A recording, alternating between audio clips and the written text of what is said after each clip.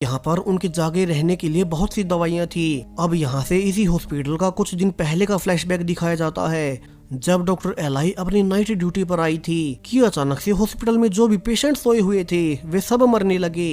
Head doctor ने उन्हें दूसरे हॉस्पिटल में कांटेक्ट करने को भी कहा कि क्या ये सब सिर्फ उनके यहाँ ही हुआ है, लेकिन बाद में एलाई ने देखा कि वो हेड डॉक्टर खुद ही गाड़ी लेकर भाग गया और वो हॉस्पिटल में अकेली रह गई।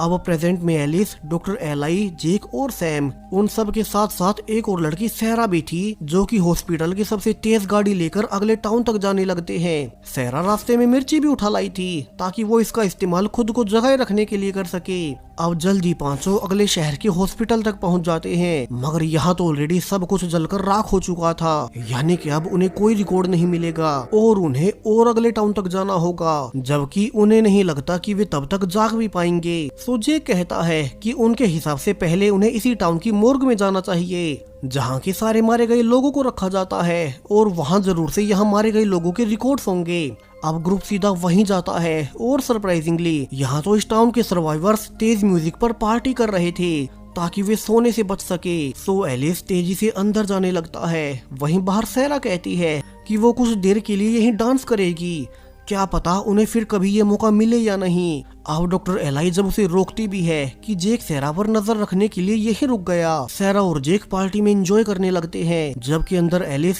सैम और डॉक्टर एलाई यहाँ के सभी रिकॉर्ड्स चेक कर रहे थे। उनकी बुरी किस्मत की हाथ से लिखे रिकॉर्ड्स में मौत का समय लिखा ही नहीं गया था कि तभी उन्हें एक लैपटॉप दिखाई देता है, लेकिन इसमें पासवर्ड लगा हुआ था, यानी कि अगर वे इस लैपटॉप को अनलॉक कर ले तो उन्हें इस टाउन के मारे गए लोगों का डेटा मिल जाएगा।